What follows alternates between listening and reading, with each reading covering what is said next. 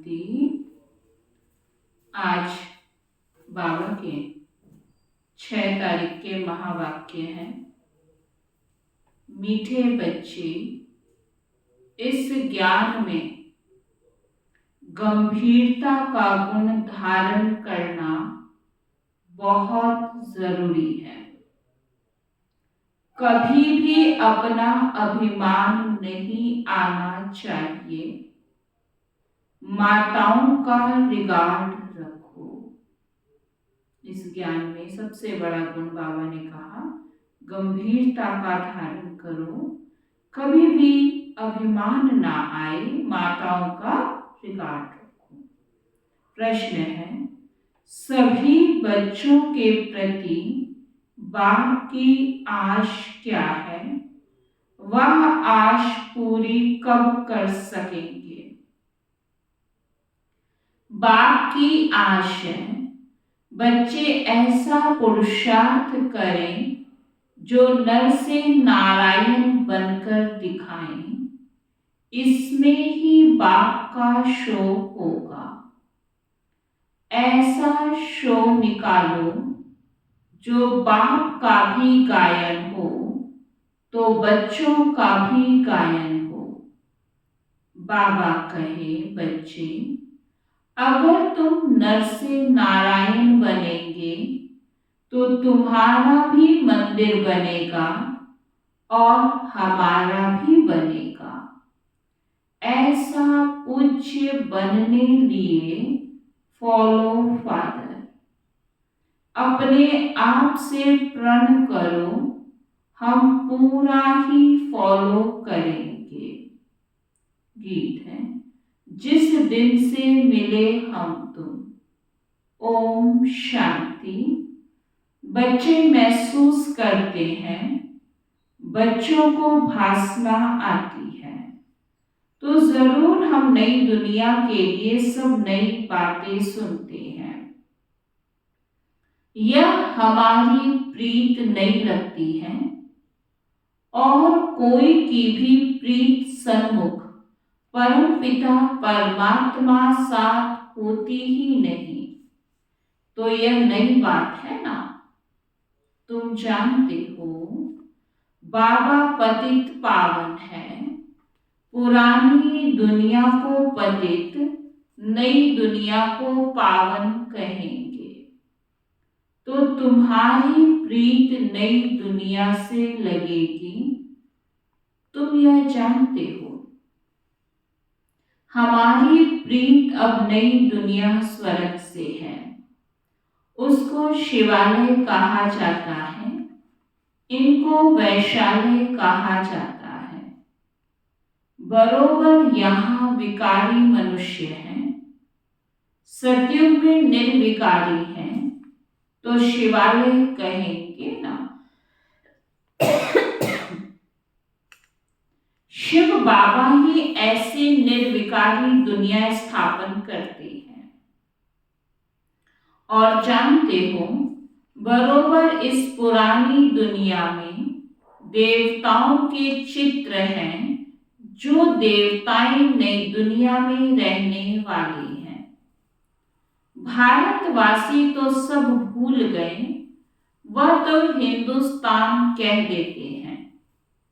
हिंदुस्तान हमारा प्यारा, हाँ जरूर प्यारा था, परंतु वास्तव में हिंदुस्तान नाम है नहीं, भारत खंड कहा जाता है। तो बच्चे जानते हैं बरोबर यह नई बातें लगती हैं। ऐसी बातें कब नहीं सुनी। यह ज्ञान सारा दुनिया से निराला है। भारतवासियों के मंदिर भी बहुत हैं। क्रिश्चियंस की एक ही चर्च होगी, फिर करके अलग अलग चर्च बनाएंगे। सतयुग में तो कोई मंदिर नहीं होता, क्योंकि देवता चैतन्य देवताओं का राज्य चलता है। देवताएं शिवालय नई दुनिया में राज्य करते थे। तुम जानते हो अब हम नई दुनिया में जा रहे हैं। यह भी ख्याल कभी नहीं करना कि बाबा ने यह नया मकान बनाया है। वास्तव में पुरानी दुनिया में यह भी पुराना ही है। हमारी प्रीत अब नई दुनिया से लगी है। आत्माओं की परमात्मा साथ प्रीत लगी है जो सन्मुख बैठे हैं। मनुष्य समझते हैं ब्रह्मा कुमार कुमारियों की ब्रह्मा से प्रीत लगी है। तुम जानते हो हमारी प्रीत एक शिव बाबा से है, दूसरा ना कोई। भल तुम्हारा नाम बीके है, परंतु ब्रह्मा से प्रीत नहीं है। यह ब्रह्मा तो देहधारी है ना, जन्म मरण में आते हैं। तुमको देह से संबंध नहीं जोड़ना है। वह गुरु लोग तो अपना नाम रख देते हैं सचितानंद, परंतु सत्य चित्त आनंद स्वरूप तो एक परमात्मा को ही कहा जाता है। आत्मा सत्य चित्त आनंद रूप, शांत रूप, ज्ञान रूप थी। अब तुम फिर से इस संगम पर बनते हो। जैसे बाप की महिमा है ज्ञान का सागर, शांति का सागर, तुम भी सत्य चित्त आनंद रूप हो। बीज और झाड़ को याद करने से सारा ज्ञान आ जाता है। बरोबर 5 युग हैं। अभी है संगम युग। इस संगम युग को दुनिया नहीं जानती। करके मालूम भी हो, परंतु डिटेल में नहीं जानती कि सतयुग में कौन राज्य करते थे, कैसे राज्य लिया। तुम अब राज्य ले रहे हो। पुनर्जन्म लेते चक्र में तो जरूर आना पड़े। सदैव स्वर्ग में कोई रह ना सके। स्वर्ग और नरक की पहचान अभी मिली है। अभी कलयुग है, फिर सतयुग जरूर होगा। तो जरूर संगम पर ही परम पिता परमात्मा आया होगा। उनकी महिमा ही अलग है। ऐसे थोड़े ही कि एक की महिमा दूसरे कोई की हो सकती। हर एक का कर्तव्य अपना, संस्कार अपने, एक ना मिले दूसरे से। हर एक आत्मा में अपना अपना पाठ है। तुम बच्चों को समझाया गया है आत्मा 84 जन्म लेती है। तुम नई बातें सुनते हो। भगवानुवाच, मैं राजयोग सिखाए तुमको राजाओं का राजा, अर्थात नर से नारायण, नारी से लक्ष्मी बनाता हूं। बाबा पूछते भी हैं, तुम सूर्यवंशी नारायण बनेंगे या चंद्रवंशी राम बनेंगे? कहते हैं बाबा, एम ऑब्जेक्ट तो सूर्यवंशी बनने की है, नंबर वार तो होते हैं ना। बैरिस्टर कोई बहुत अच्छा, कोई हल्का होता है। कोई सर्जन तो लाखों रुपया कमाते, कोई बहुत थोड़ा कमाते हैं। पढ़ाई पर सारा मदार रहता है। तुम्हारे में भी कोई तो बहुत कमाई वाले बनेंगे, तख्त पर बैठेंगे। यह बड़ा बेहद का ईश्वरीय कॉलेज है। उन कॉलेजों में हद होती है। इतने पास होंगे। यह है बेहद का कॉलेज। तो तुम नई बातें सुनते हो, अभी तुम समझ रहे हो। तुम अबलाओं को बल देने वाला वह परम पिता परमात्मा ही है। जानते हो परमात्मा बाप से हमको कितना बल मिलता है।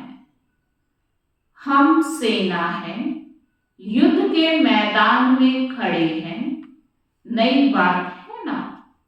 गीता में पांडवों और कौरवों की लड़ाई दिखाई है, परंतु लड़ाई की तो बात है नहीं। हर एक बात नई है। श्री कृष्ण तो नई दुनिया का अलफ है। अलफ से लेकर सब नई बातें हैं। नई दुनिया का अलफ है लक्ष्मी नारायण, फिर उनके पीछे उनके बच्चे। तो लक्ष्मी नारायण है सतयुगी मनुष्य सृष्टि के अलफ। यहाँ मनुष्य सृष्टि का रचयिता अलफ ब्रह्मा है। पहले पहले है परम पिता परमात्मा अलफ, पीछे ब्रह्मा को अलफ बनाते हैं, फिर लक्ष्मी नारायण को अलफ बनाते हैं। यहां तुम ब्राह्मण कुल के हो। ब्राह्मण कुल का बड़ा ब्रह्मा ही गाया जाता है। ब्रह्मा तो भल वह भी है, ब्राह्मण तो भल वह भी है, परंतु ब्रह्मा कुमार कुमारियां नाम कभी नहीं सुना है।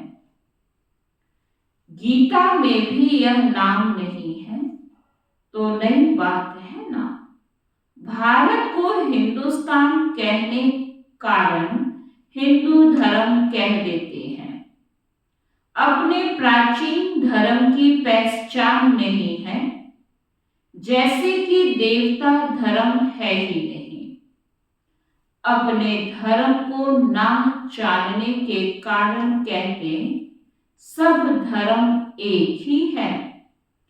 भल सब धर्म यहाँ रह सकते हैं, जिसको चाहे सो रहे, फ्री है। सभी धर्मों को मान देते हैं, कोई भी धर्म वाला आकर रह सकता है। बाहर में देखो, वह दूसरे धर्म वालों को निकालते रहते हैं। सिलोन बर्मा आकर आदि से इंडियन को निकालते रहते हैं। भारत तो वास्तव में प्राचीन देवी देवता धर्म वाला है, परंतु वह तो कहते कोई भी आकर रहे, सब इकट्ठे तो रह ना सके। जहां तहां धर्मों की बहुत खिटपिट है।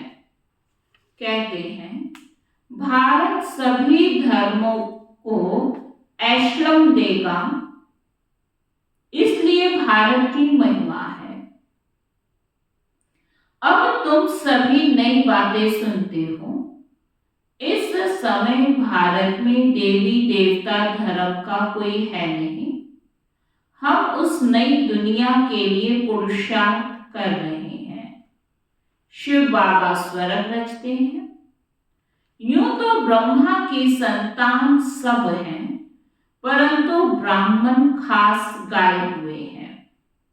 उनको कब रचा? जरूर संगम पर रचा। वर्ण भी अच्छी रीति दिखानी है।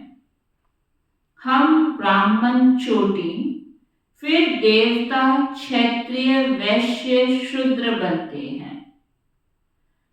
तो यह ज्ञान बड़ा गुह्य रमणीक है। मुश्किल किसकी बुद्धि में बैठता है। तुम बच्चे इस ज्ञान को अच्छी रीति धारण करो। कभी भी ब्राह्मणी से रूठना नहीं, रूठ करके पढ़ाई को नहीं छोड़ना है। नहीं तो रसातल में चले जाएंगे। बाप आया है सुनाने, तो सुनना चाहिए। भक्ति मार्ग में कितना नियम होता है गीता सुनने का, वह पूरे नेम से सुनते हैं। मंदिर में भी नेम पूर्वक जाते हैं, रोज पक्का नेम रखते हैं। तुम्हारा नेम तो बड़ा कड़ा है। बाबा पक्का कराने की भाई नियम का कितना महत्व है, तो तुम्हारे नियम तो बहुत कड़ा है। एक घड़ी आधी घड़ी फिर बढ़ाते रहना है। बाबा को याद करने से बुद्धि का ताला खुलेगा। विचार सागर मंथन कोई शिव बाबा नहीं करते, उनको दरकार ही नहीं विचार सागर मंथन की। तुमको दरकार रहती है किसको कैसे समझाएं। तो कभी भी रूठना नहीं चाहिए। एक दो का रिगार्ड रखना चाहिए। कई बच्चों को महारथियों का रिगार्ड रखना आता नहीं। ब्राह्मणिया जो है वह फिर भी मुख्य है। 10-12 को आप समान तो बनाती है ना, तो उनका रिगार्ड रखना पड़े। तुम जैसे कि शिव बाबा के एजेंट हो। सभी एजेंट्स एक जैसे तो नहीं होते हैं, नंबरवार होते हैं। फिर भी एजेंट्स तो है ना। कोई तो बहुत अच्छी रीति धारणा करते हैं, रात दिन सर्विस में तत्पर है। शिव बाबा भी यहाँ सर्विस पर आए हैं। बाबा कहते हैं मैं डबल काम करता हूँ, भक्तों की भी सर्विस करता हूँ। तुम जानते हो सारी दुनिया में साक्षात्कार कराने का कर्तव्य कौन करते हैं। भर ड्रामा में सब पहले से नूत है, उसी समय साक्षात्कार होता है। समझते हैं गॉड फादर ने दिव्य दृष्टि से साक्षात्कार कराया।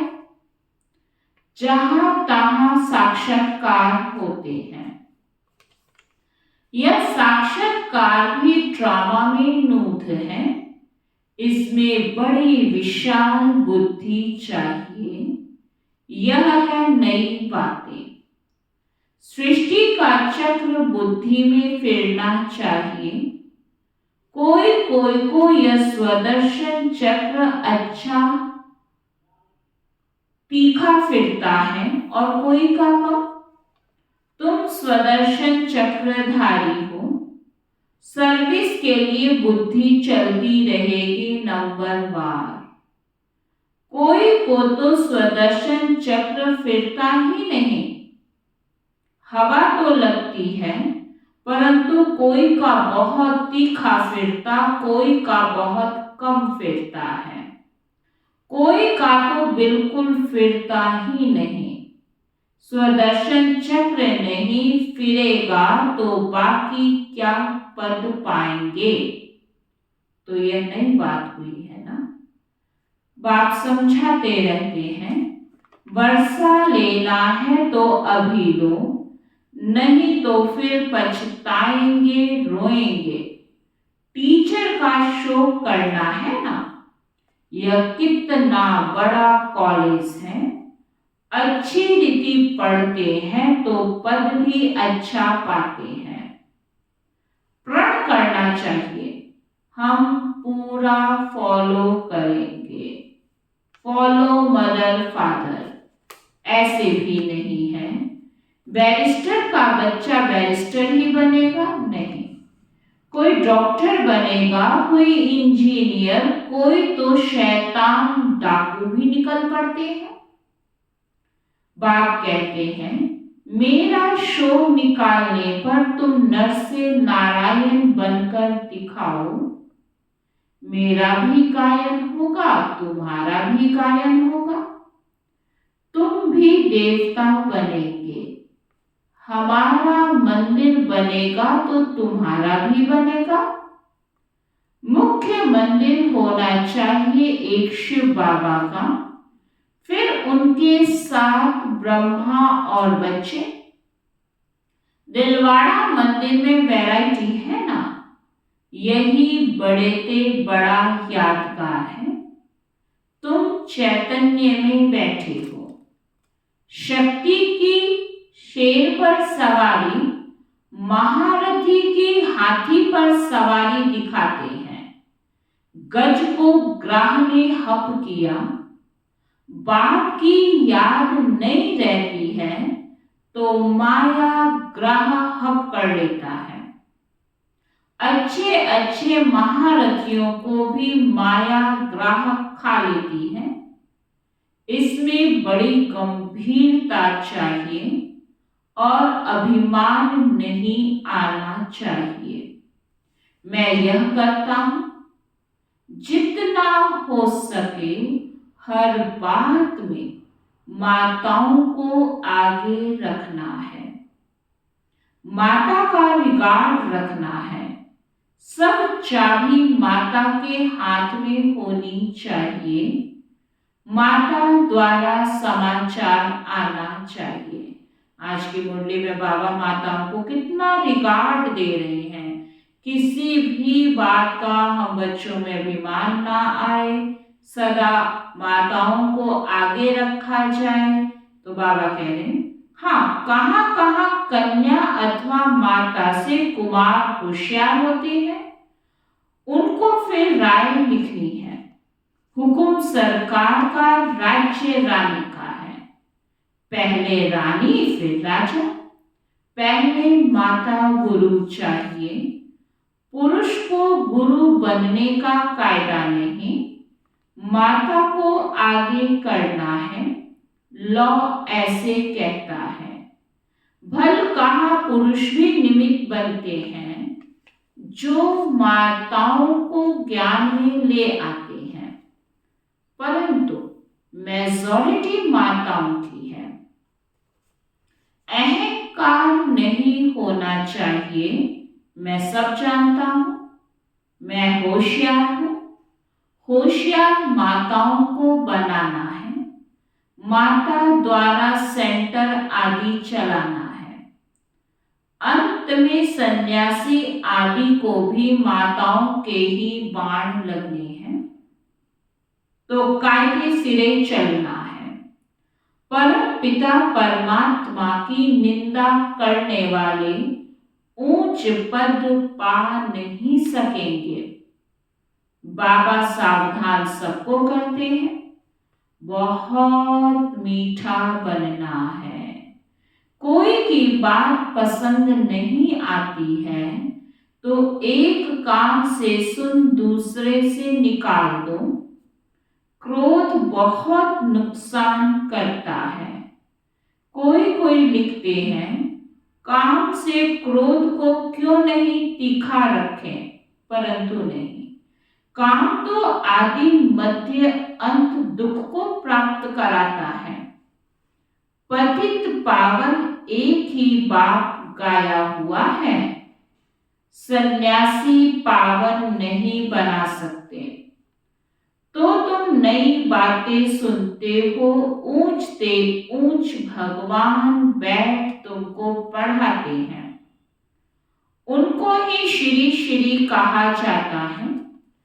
फिर मनुष्य सृष्टि में श्री लक्ष्मी, श्री नारायण, श्री राम, श्री सीता को कहते हैं।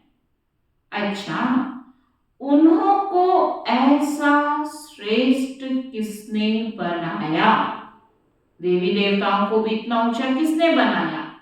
श्री श्री का टाइटल तो देवताओं के आगे लगा हुआ है, लेकिन ऐसा श्रेष्ठ उनको किसने बनाया? तो श्री श्री शिव बाबा ने। अच्छा, मीठे मीठे सिकी लधे बच्चों प्रति मात पिता बाप दादा का याद प्यार और गुड मॉर्निंग। रूहानी बाप की रूहानी बच्चों को नमस्ते। हम सब रूहानी बच्चों की रूहानी बाप दादा को दिल व जान सिकवा प्रेम से नमस्ते नमस्ते नमस्ते जी। अब सारी मुरली में बाबा ने धारणा का सार बताया। आपस में एक मत होकर रहना है, एक दो को रिगार्ड देना है, रूठ कर कभी भी पढ़ाई नहीं छोड़नी है। क्रोध बहुत नुकसान कारक है, इसलिए जो बात पसंद नहीं आती है उसे एक कान से सुन दूसरे से निकाल देना है। क्रोध नहीं करना है, बहुत बहुत मीठा बनना है। वरदान है, दिव्य बुद्धि द्वारा, बाबा क्या हमें वरदान दे रहे हैं, बुद्धि द्वारा शुद्ध संकल्पों का भोजन स्वीकार करने वाले सदा स्वच्छ होली हंस भव। हमारी बुद्धि में शुद्ध संकल्पों का भोजन ही स्वीकार हमको करना है। होली हंस कभी भी बुद्धि द्वारा सिवाय ज्ञान के मोती के और कुछ भी स्वीकार नहीं कर सकते। ब्राह्मण आत्माएं जो उच्च चोटी है वह कभी भी नीचे की बातें स्वीकार नहीं करती। होली हंस अर्थात सदा स्वच्छ, सदा पवित्र, पवित्रता ही स्वच्छता है। होली हंस संकल्प भी अशुद्ध नहीं कर सकते। सदा शुद्ध संकल्पों का भोजन खाने वाले होली हंस सदा तंदुरुस्त रहते हैं। उन पर किसी का प्रभाव पड़ नहीं सकता।